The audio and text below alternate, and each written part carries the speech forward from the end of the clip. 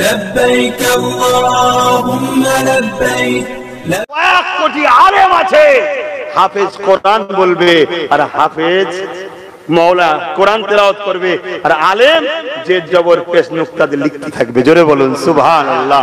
কোরআনের মুজিজা এটা যে কোরআন আমার রাসূলের সবথেকে বড় মুজিজা হলো কোরআন শরীফ। জোরে বলুন সুবহানাল্লাহ। শুনছেন তো নাকি? তাহলে সেই কোরআন বলছে মোহাম্মদ রাসূল সর্বকালের সর্বশ্রেষ্ঠ মহানায়ক। বাইবেল থেকে শুরু করে যত ধর্মগুরুরা রয়েছেন সবাই তারাও বলেছেন যে মুহাম্মদ সাল্লাল্লাহু আলাইহি ওয়াসাল্লাম সর্বকালের সর্বশ্রেষ্ঠ। জোরে বলুন সুবহানাল্লাহ।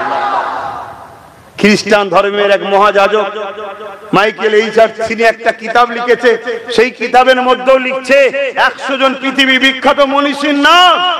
তিনি নিজে একজন ঈসা নবীর মান্যওয়ালা, তারপরেও তিনি নম্বর 1-এ দিচ্ছেন মুহাম্মদ রাসূল হলো পৃথিবীর শ্রেষ্ঠ। জোরে বলুন সুবহানাল্লাহ। তো সেই নবীকে অনুসরণ করা আমাদের দরকার আছে না?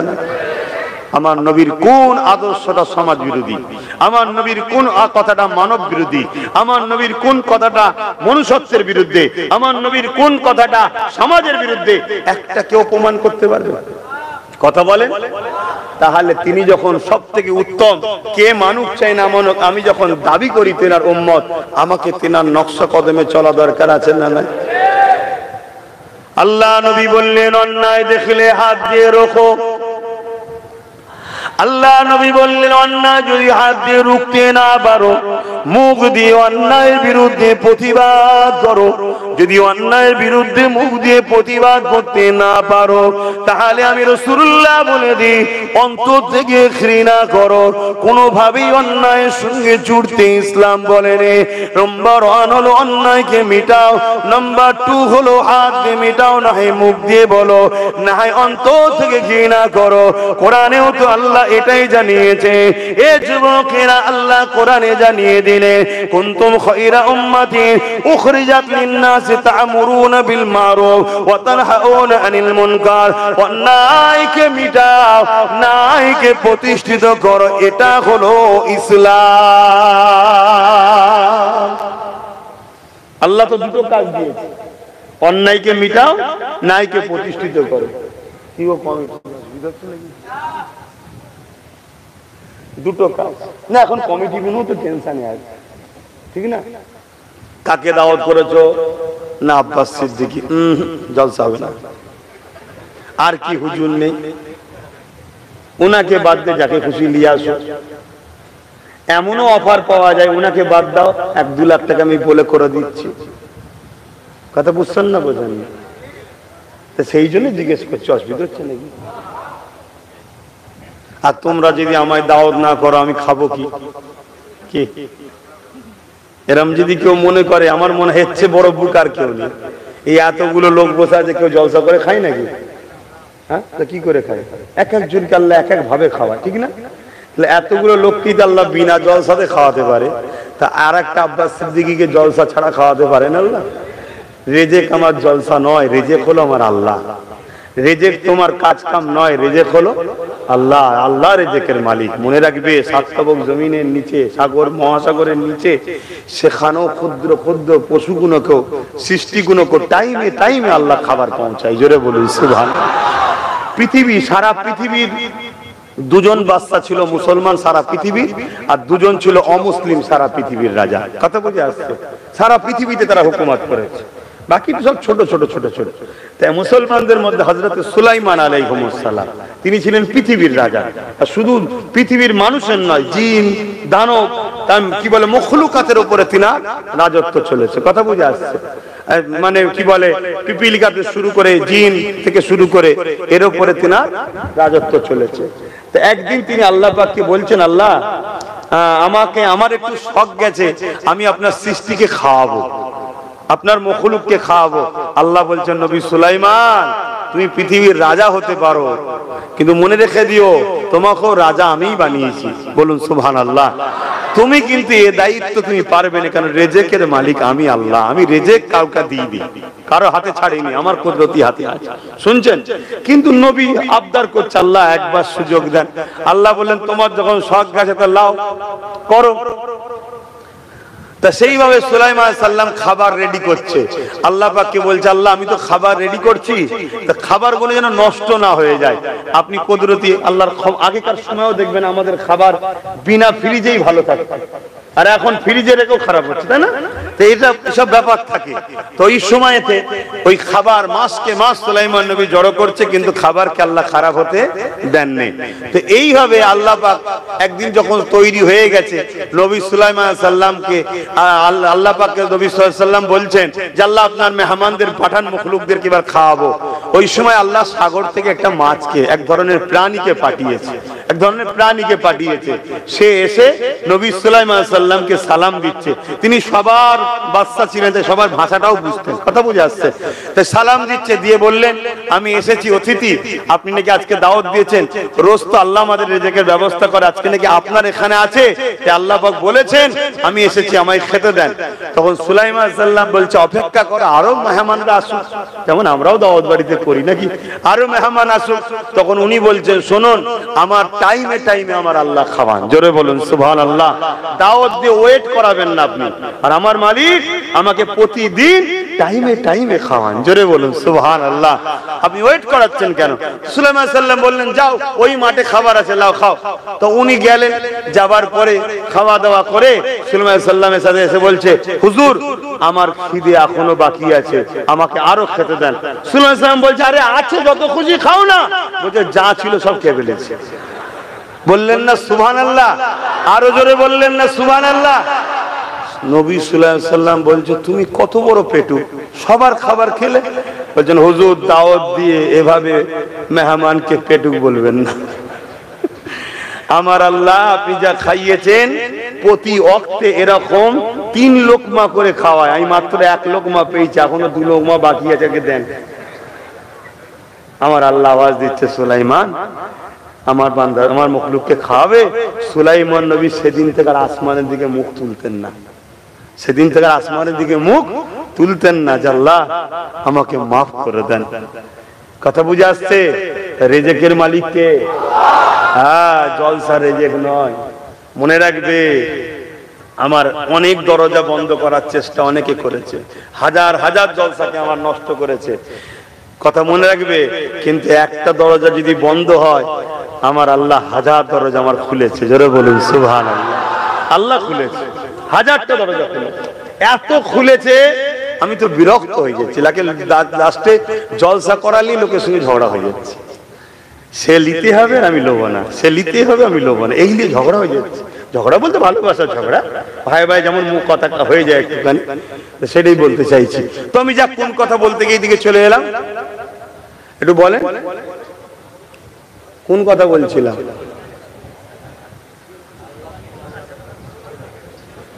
তাহলে কি ওয়াজ শুনছেন বলেন তো? হ্যাঁ,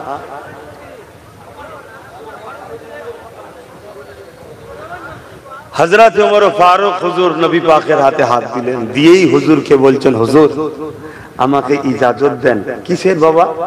আমি কাবার সামনে দাঁড়িয়ে আল্লাহর কালেমার আওয়াজ তুলবো, জোরে বলুন সুবহানাল্লাহ। আপনি আমাকে ইজাজত দেন। আল্লাহর নবী বললেন বাবা চতুর্দিকে দুশমন উলঙ্গ তরোয়াল নিয়ে ঘুরছে, দেখলেই মুসলমানদের ঘরে মারছে। আজকেও মুসলমানদের দেখলেই মারছে না, মারে না? সেদিন মেরেছিল আবু জেহেল বাহিনী, আর আজকে কোন বাহিনী মারছে বুঝতে পারছেন তো? না, আবু জেহেলের থেকে কিছু কম আছে নাকি? কথা বুঝছেন না, বোঝেন না? তাহলে বাপ এটা নতুন নাকি? এটা যেটা ঘটছে নতুন না? নতুন নয় তো। কিন্তু বাপ একটাই সমস্যা, সেদিন আমাদের মধ্যে মুনাফিক ছিল, কিন্তু আমরা মুনাফিককে পাত্তা না দিয়ে হুজুরকে ফলো করেছি, তাই আমরা বিজয় পেয়েছি। বদরে 313 জন দিয়ে আমরা কামিয়াবি হয়েছি। আর আজকে আমাদের মধ্যে মুনাফিক যারা, তাদের পিছু নিয়ে আমরা ছুটতে শুরু করেছি। এজন্য আজ আমরা ধ্বংসের দিকে যাচ্ছি। আসুন প্রত্যেকটা মানুষকে মাপেন আমার হুজুরকে দিয়ে, আব্বাস সিদ্দিকীকেও মাপেন, 100 বার মাপতে হবে। এটা দুনিয়া, এটা দুনিয়া। রিসেন্ট দেখলাম মায়ের মোবাইল কেনার শখ গেছে, বাচ্চাকে বিক্রি করে মোবাইল কিনেছে। দেখেছেন না? দেখেন, মায়ের থেকে আপন এই জমিনে কেউ আছে? কিন্তু দুনিয়াতে কি ঘটে বুঝতে পারছেন? মা নিজের বাচ্চাকে বিক্রি করে মোবাইল কিনেছে। তাহলে আব্বাস সিদ্দিকীকেও পরীক্ষা করা ছাড়া তুমি যদি চোখ মুজে ধরো, আমিও চাই না ও মুসলমান ঠিক কাজ করছে, কিন্তু পরীক্ষা করার পরে যদি মনে হয় আব্বাস ঠিক, দুনিয়ার সবাই যদি তোমার উপরে পাহাড় ভেঙে ফেলে, তারপরও আব্বাস ছাড়লে হবে না। এই মজবুত হও, তাহলে তোমাকে নিয়ে আগামী দিনে আমারও লড়ে শান্তি হবে, তাহলে আমিও রাস্তা ক্লিয়ার পাবো, বিজয় পাবো, তুমিও পাবে। আর না হয় তোমার ঠিক নেই, কখন এ ডাকলে ছুটছে, কখন ও ডাকলে ছুটছে, কখনো ও ডাকলে ছুটছে। আবার আব্বাস যদি বলে ফেলে যে আমার ভাই একটু অসুবিধা আছে, অমনি ওনার মুখে ভার হয়ে যাচ্ছে, কেন বলতে যাবে, কেন এটা করবে? তুমি কি রকম মানো? হ্যাঁ, মানার মতো মানো, কিন্তু মানার আগে তাকে বাজাও। সে তোমাকে রাসূলের সঙ্গে জুড়তে চাইছে না নবীর থেকে সরাতে চাইছে? সে তোমাকে কল্যাণের দিকে নিয়ে যাচ্ছে না ধ্বংসের দিকে নিয়ে যাচ্ছে? বাজাও, বাজাবার পরে সে যা বলবে তাই করো। শুনছো না শোনোনি? আজকে আমি যখন এই বাংলার মানুষকে বলেছিলাম, এ আমার কম ভালোবাসো তো লাখ লাখ মানুষ, আমি বলেছিলাম চেয়ারের একটা পায়া দরকার, বলেছিলাম তো নাকি?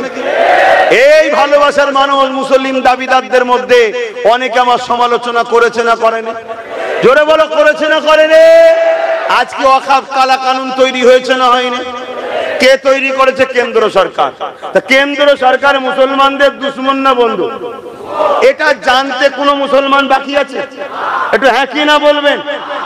কিন্তু ওই কেন্দ্র সরকারের হাত থেকে বাঁচাবার জন্য যারা বলেছিল আমাদেরকে সাপোর্ট করো, বিজেপির হাত থেকে কেন্দ্র সরকার হাত থেকে বাঁচাবো, আজকে তারা কি আমাদের সাথে আছে?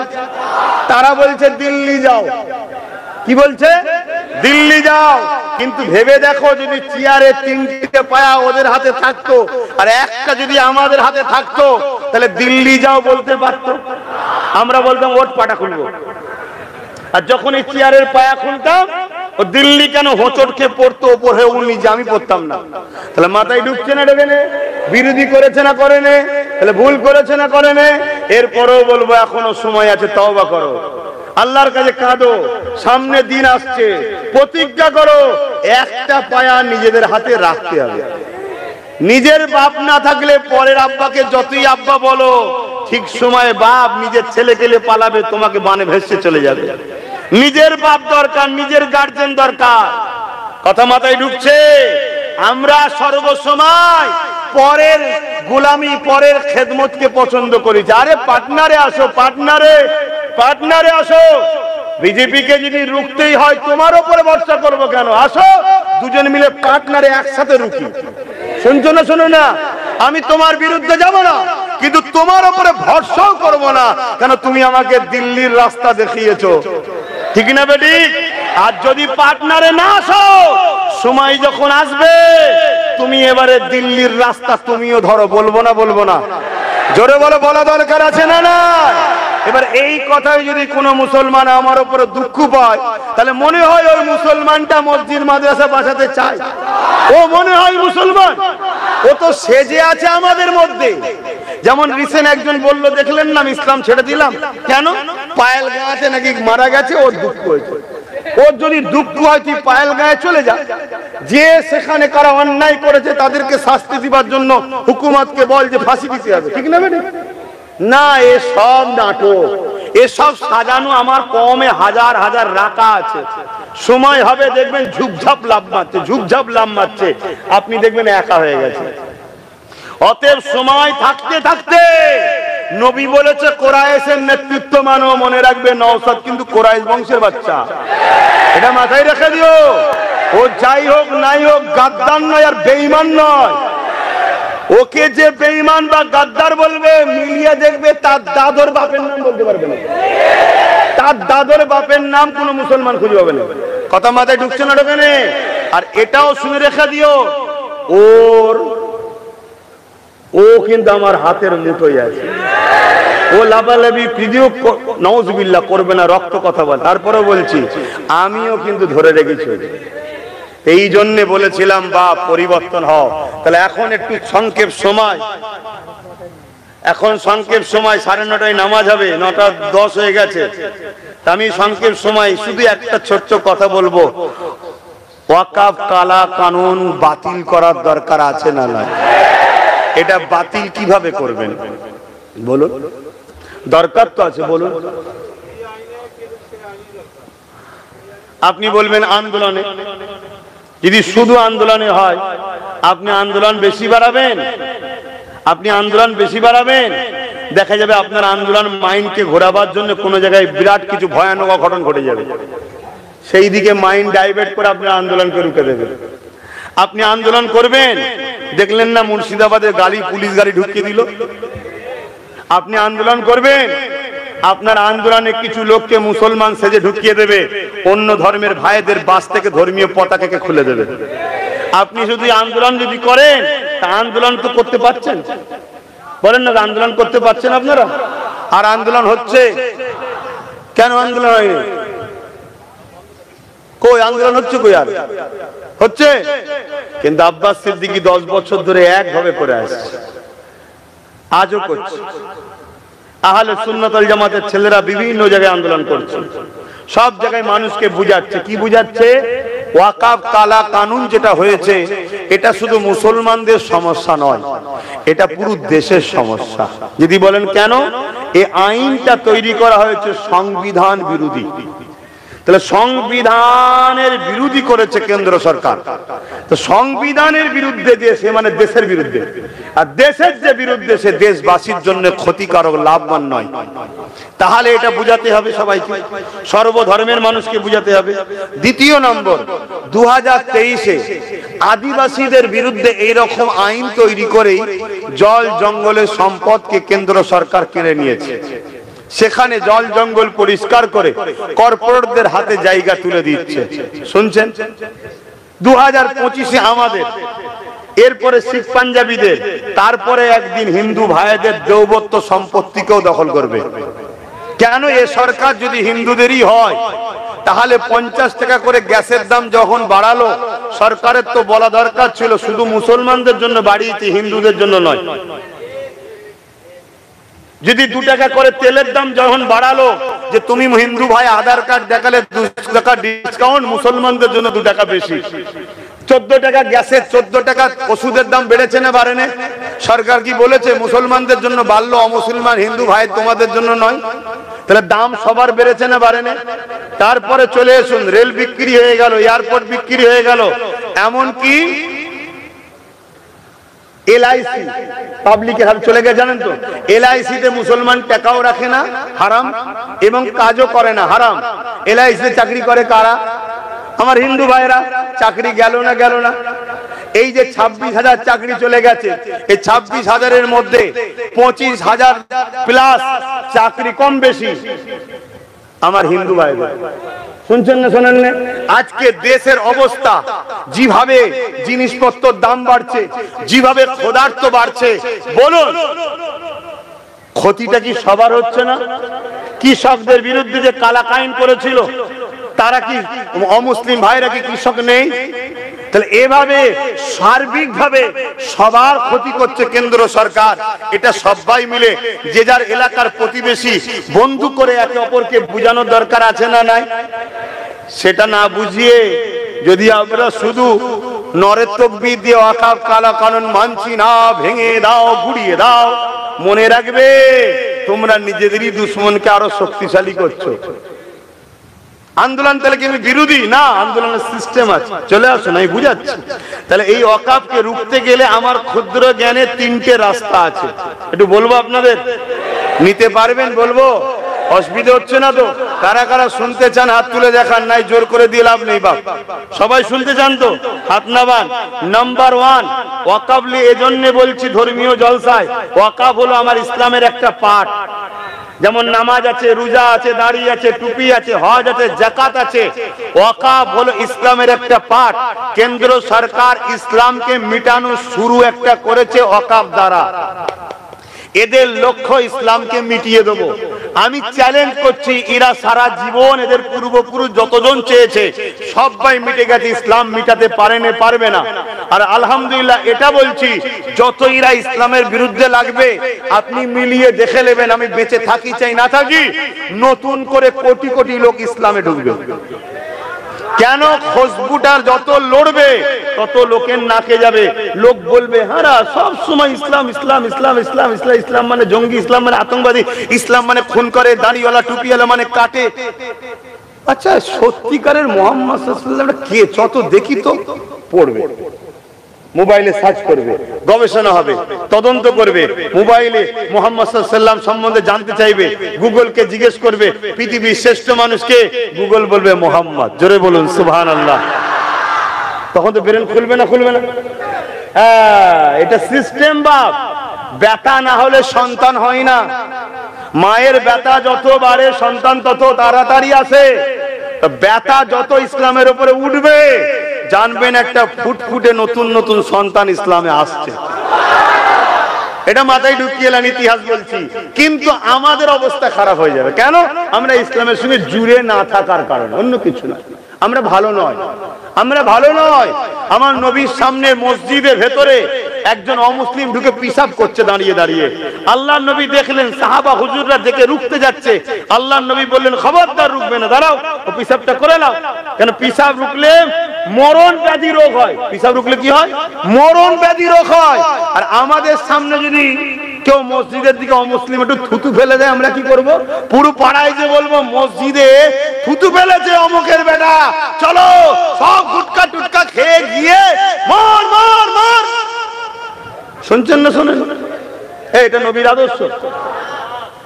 যদি মনে হয় কেউ ভুল করেছে, তোমার গ্রামে মাতব্বর নেই, বয়স্ক লোক নেই, তোমাদের যাওয়া দরকার 2-5 জন ওই গ্রামের যারা মাথা মাথা আছে তাদের সঙ্গে কথা বলা, ভাই এরকম একটা জিনিস ঘটেছে, তোমরা একটু দেখো ভাই, এই ভাইচারাটা নষ্ট না হয়, হাজার হাজার বছর ধরে মিলেমিশে আছে, কি করলে হয় না?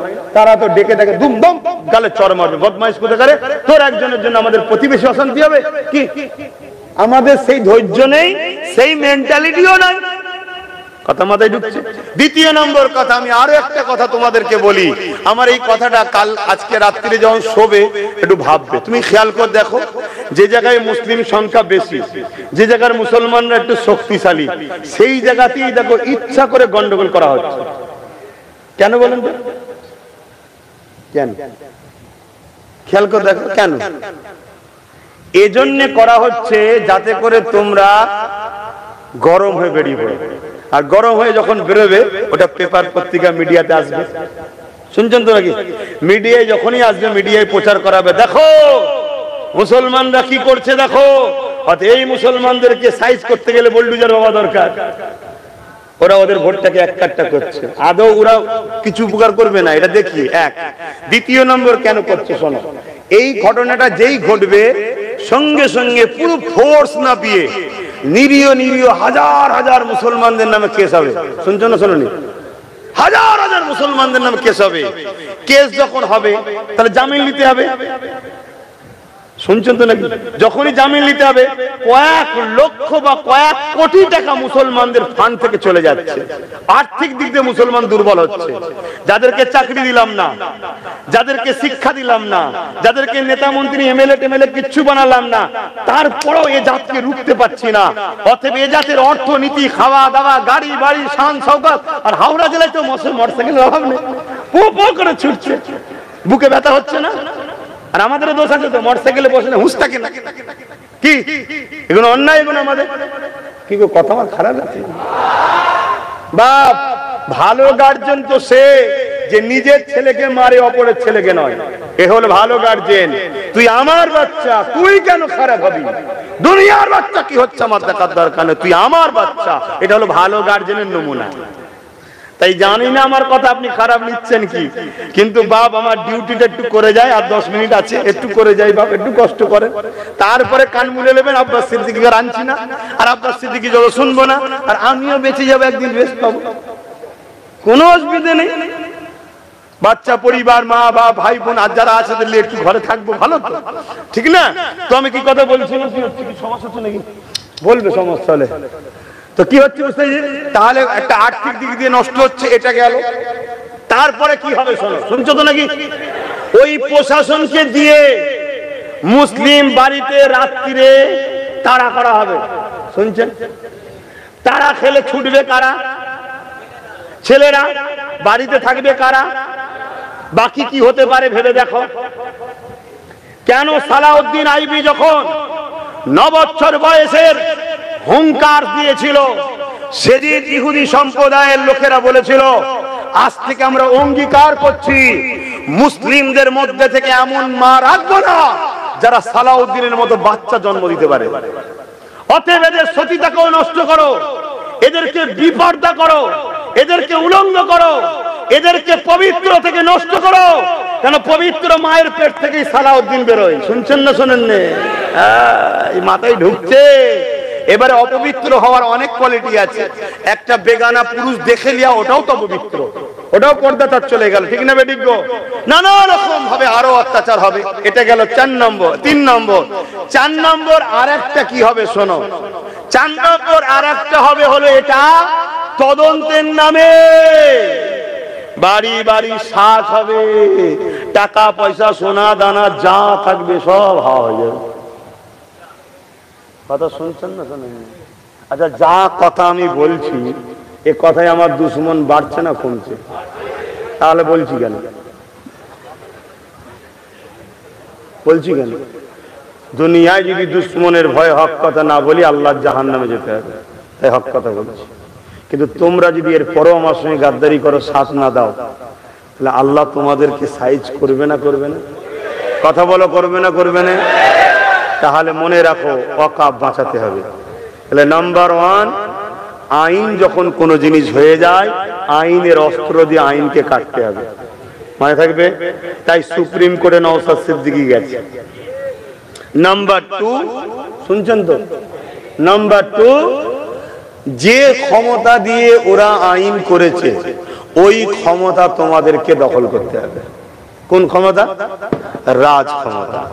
সংখ্যাগরিষ্ঠ হয়েছে, করেছে। যত সেকুলার বলে তাদেরকে লাও, লিয়ে পার্টনারে তোমরা ঢোকো, ঢুকে আস্তে আস্তে ক্ষমতা বাড়াও। পুরো দেশ জুড়ে করো, পুরো দেশ জুড়ে করো, আস্তে আস্তে ক্ষমতা বাড়াও। একদিন ক্ষমতার জায়গায় পৌঁছাও। যেভাবে ওরা অন্যায় করে তোমার জিনিসকে নিয়েছে, তোমরা সংবিধানের মধ্যে থেকে সংবিধানের আইন অনুযায়ী সেটাকে আবার ফিরিয়ে নাও। দ্বিতীয়।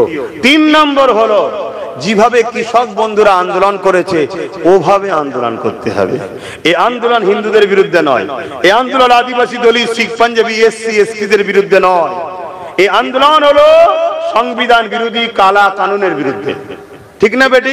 তাহলে আন্দোলন করতে গিয়ে অন্য কোন ধর্মের মানুষের ক্ষতি না হয়, তার সঙ্গে খারাপ ব্যবহার না হয়, তার ধর্মীয় পতাকা যেন খোলা না হয়, এটা আমাদেরকে মাথায় রাখা দরকার আছে না নাই?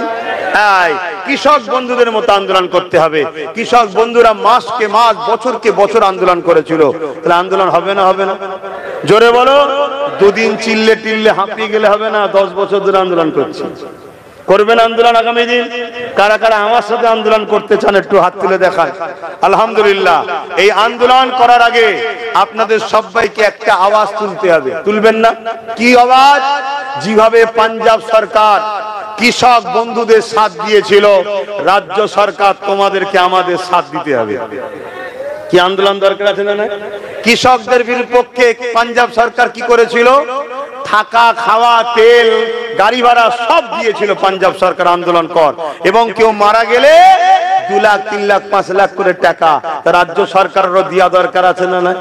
যেসব দেশে অন্যান্য সেকুলার সরকার আছে, বাম আছে, কংগ্রেস আছে, বাম বন্ধুদের, কংগ্রেস বন্ধুদের বলুন, তোমরা যদি এতই দরদি হও, তোমাদের সব রাজ্যের যারা ক্ষমতায় আছে তাদেরকেও বলো সাথ দিতে। এই আমার বলা ভুল হচ্ছে নাকি? এবং পাশাপাশি রাজ্য সরকারকে সুপ্রিম কোর্টে কেস করতে হবে। আন্দোলনের দরকার আছে না? করবে? বলবে কেউ? এ কথা কেউ বলে না? বলবে না। কেন বলবে না? এ খাচ্ছে খাক, ও না খায়। কেন? এ ভাগ দেয়, ও ভাগ দেয় না। তা আমি বললে খারাপ, এই পর্যন্ত ইতি করি, কেন সময় কম, সংক্ষেপ করছি। একটুখানি সালাম দেবো, দোয়া চাইবো। ইয়া নবী সালাম।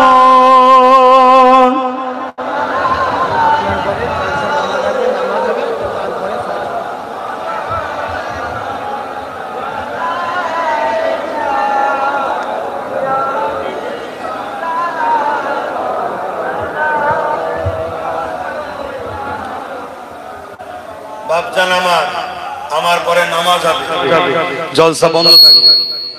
তারপরে আমার ভাই পীর আল্লামা সিরাজ সিদ্দিকী চাঁদান হুজুর পীর কেবলার একমাত্র সাহেবজাদা পীরজাদা সৌদ সিদ্দিকী আল কোরাইশি তিনি আসবেন, তিনি আলোচনা করবেন। আপনারাও সকলে নামাজ পড়ে আলোচনাতে আবার ফিরে আসবেন। সালাম দেওয়া আল্লাহর হুকুম, দাঁড়িয়ে দেওয়া সাহাবা হুজুরদের সুন্নাত, মনে থাকবে। সালাম দেওয়া কার হুকুম? আল্লাহর হুকুম। দাঁড়িয়ে দেওয়া সাহাবা হুজুরদের সুন্নাত। আসুন আমরা সকলে দাঁড়িয়ে সালাম দিই। ইয়া নবী সালাম, ইয়া রাসূল সালাম, ইয়া হাবিব সালাম সালামা, ইয়া নবী নামো পিয়ারা, ইয়া রাসূল নামো পিয়ারা, अर्श पर हक ने पुकारा, सज पैगंबर हक हमारा, या नबी सलाम, या रसूल या हबीब सलाम सालवातुल्लाह। সকলে গায়ে গায়ে বসুন, সময় কম। একটা ছোট্ট কথা বলি, মন দিয়ে শোনেন। আচ্ছা, ওই যে ওয়াকফের বিরুদ্ধে যে বিল সবাই শুনছেন, ওই বিলে অনেক কটা সংবিধান বিরোধী কাজ হয়েছে। তার মধ্যে একটা হলো কি, ওয়াকফ বিলের মধ্যে অমুসলিমকে রাখতে হবে কমিটিতে, এর জন্য বিরোধী হচ্ছে, তাই তো নাকি? শুনে রাখেন, আমার হিন্দু ভাইদের দেবত্ব সম্পত্তি আছে, তাতেও লেখা আছে ওই সম্পদে শুধু হিন্দুরাই থাকবে, অমুসলিম অহিন্দু থাকতে পারবে না। শুনছেন? তাহলে হিন্দু ভাইরা কি বলছে? অহিন্দু থাকতে পারবে না, কারণ তাদের সম্পদ, তাদের ধর্মের ব্যাপার, তারা থাকবে, এটা স্বাভাবিক। ঠিক তেমনি ওয়াকফ হলো মুসলমানদের সম্পদ, ধর্মীয় ব্যাপার, মুসলমান থাকবে, এটা স্বাভাবিক। আচ্ছা, খ্রিস্টান ভাইদের সম্পদ আছে, তারাও লিখেছে খ্রিস্টান ছাড়া অন্য খ্রিস্টান থাকতে পারবে না। ঠিকই করেছে, ভুল করেছে নাকি? ঠিক তেমনি মুসলমানদের ওয়াকফে শুধু মুসলমান থাকবে, অন্যরা থাকবে না, এটা স্বাভাবিক। কিন্তু সবারটা ঠিক রেখেছে, মুসলমানদের বেলায় বলছে অমুসলমান থাকবে। অ্যাকচুয়ালি অমুসলমান নাই, কেন্দ্র সরকার তার লোক রাখতে চাইছে, লুটে পুটে খাবে বলে। শুনছো তো নাকি? আচ্ছা, এইটা নিয়ে আন্দোলন হচ্ছে, হওয়াটা ঠিক না ভুল? ঠিক। কিন্তু এই আন্দোলনটা করছেন 2025-এ, কিন্তু 2024-এ রাজ্য সরকার অলরেডি পশ্চিম বাংলার ওয়াকফ বোর্ডে দুজন অমুসলিমকে ঢুকিয়ে দিয়েছেন। এটা কি অন্যায় করেন? তো এর আন্দোলনটা কে করবে? কি বলছি? খোদা মারছে কেন বুঝতে পারছেন না? আমরা আল্লাহর জন্য, হকের জন্য কথা বলি না, আমরা একজনের বিরোধী করছি আর একজনের দালালি করছি, এজন্য আল্লাহ নারাজ। এজন্য আমি সবার সাথে নাই, যারা অন্যায়ের বিরোধী করবে তাদের সাথে আমি আছি। কথা মাথায় ঢুকলো? আর এটাও মনে রাখবেন, হিন্দু, দলিত, আদিবাসী, শিখ, পাঞ্জাবি, যে কোনো ধর্মের মানুষ হোক, কেউ যদি বিপদে পড়ে তার সাথে আব্বাস সিদ্দিকী আছে। আমি সবার জন্য কথা বলি, সবার জন্য কথা বলা ইসলাম আমাকে শিখিয়েছে। তো যাক, আমি ছোট করে দোয়া করব, কথা শেষ করলাম। ও নামাজ বাদ খাওয়া দাওয়া হবে, তারপরে জলসা? ও আচ্ছা আচ্ছা, নামাজ বাদ খাওয়া দাওয়া, তারপরে জলসা। ভালো জলসা হলো, তোদের খুব ভালোবাসে জলসা কমিটি, তোমাদেরকে খুব